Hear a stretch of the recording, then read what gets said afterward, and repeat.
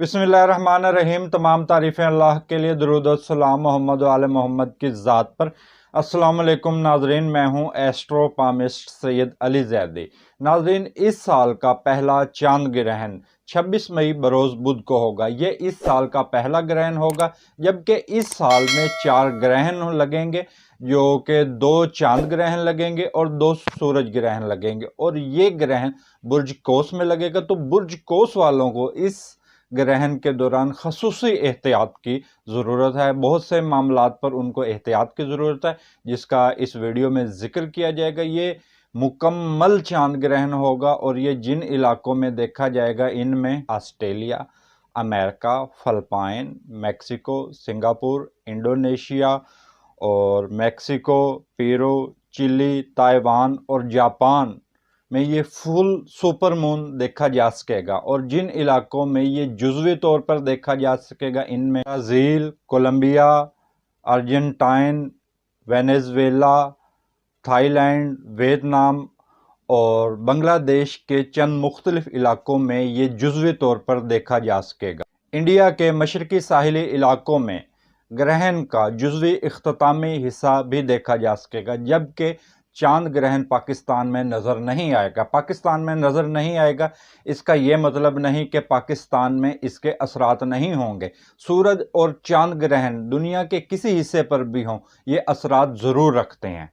नाजरीन, ये तवील दौरानिया का ग्रहण होगा, जिसका अरसा तकरीबन बनता है 5 घंटे और 5 मिनट इसका वक्त बनता है। और पाकिस्तानी वक्त के मुताबिक ग्रहण का आगाज़ 1:43 पर होगा और इसका इंतहाई नुक्ता अरूज 4:11 पर होगा, जबकि इसका इख्तिताम शाम 6:50 पर होगा।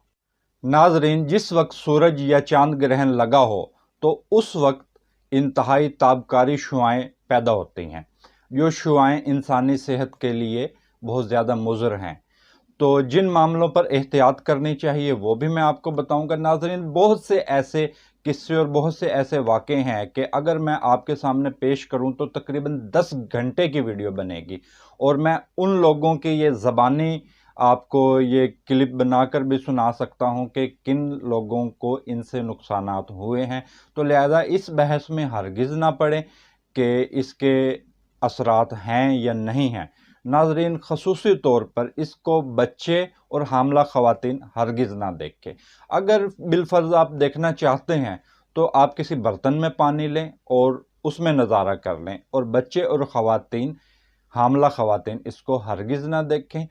और खसूसी तौर पर इस पर जो एहतियात है वो छोटे बच्चे और हामला ख़वातीन की है। हामला ख़वातीन को चाहिए कि जिस दौरान सूरज या चांद ग्रहण लगा हो तो उस दौरान वो खुले में ना जाएं, खुले आसमान के नीचे ना जाएं, कमरे में छत के नीचे रहें, और कोशिश करें कि उस दौरान सीधी लेटी रहें। और उस कमरे में ना वो छुरी या कैंची का इस्तेमाल करें, यानी कि कोई काटने का अमल हरगिज़ नहीं होना चाहिए। काटने या फाड़ने का अमल उस कमरे में या उस जगह पर हरगिज़ नहीं होना चाहिए।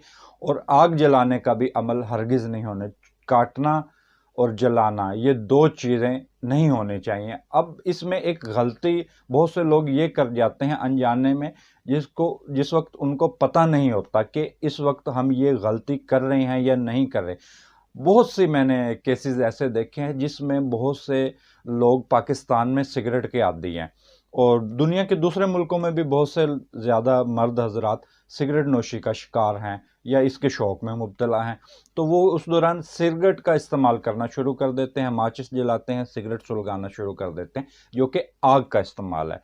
जिससे जो मेरे मुशाहिदे में चीज़ें आई हैं, इस पर हामला ख़वातीन और जो पैदा होने वाला बच्चा है उसकी सेहत पर इंतहाई मुज़र असरात हुए हैं। जो मेरे मुशाहिदे में, मेरे इल्म में चीज़ें आई हैं, वो इंतहाई ख़राब हैं।